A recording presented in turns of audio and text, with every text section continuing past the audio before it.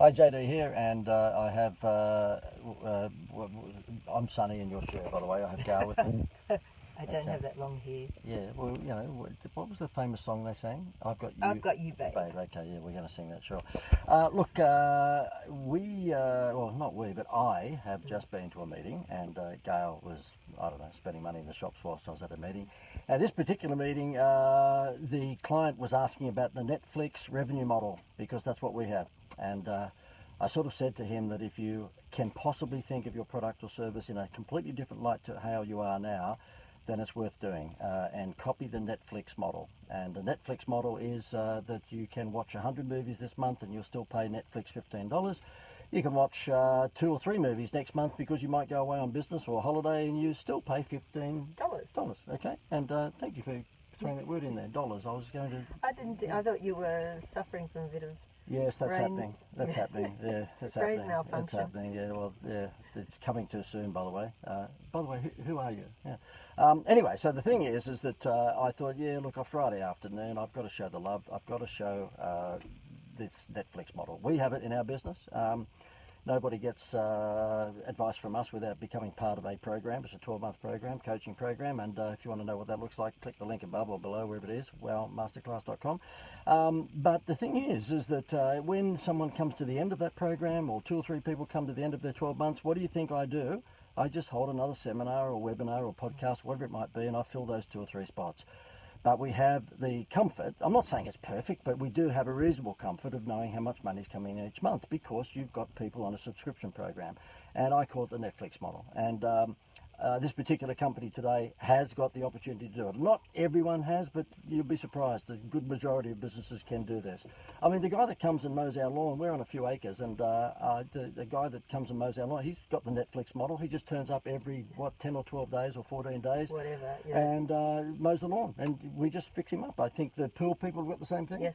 Is the lawn mowing guy the same guy as the pool guy? No, there's a different I think person. his father 2 or 3 of my children, by the way. So they're different people. They're different people who fathered my children. Is that what you're saying?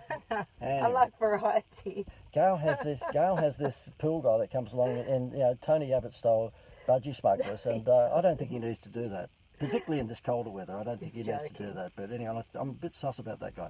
Anyway, so the thing is that you might like to think about this Netflix model because the health funds have been doing it forever.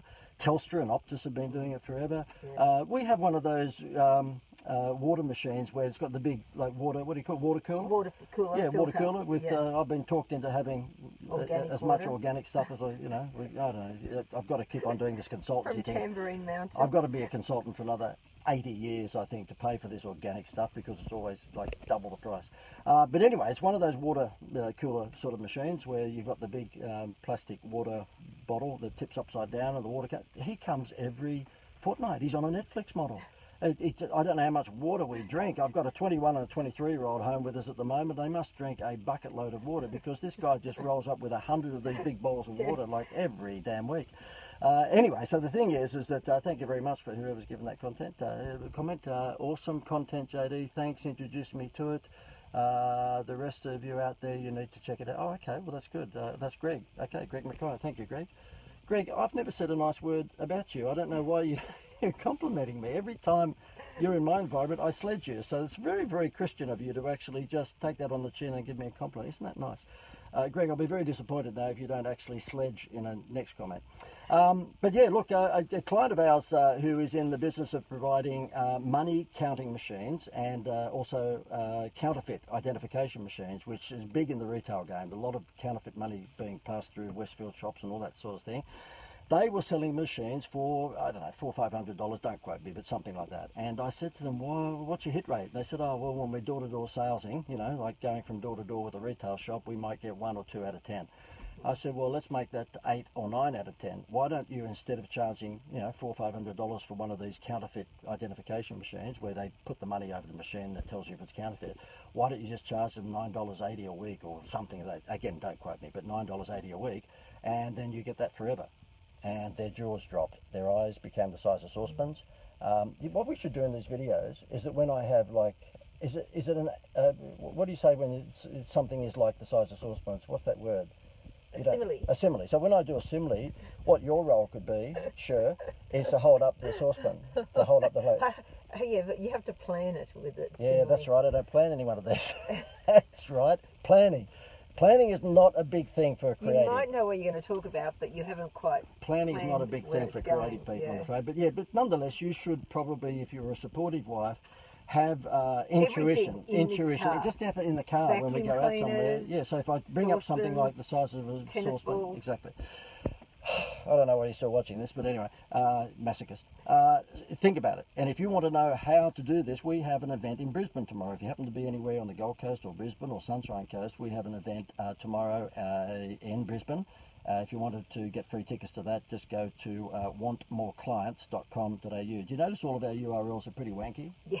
Wantmoreclients.com.au if you want to come Can't get tomorrow more in Brisbane. wankier than WOW.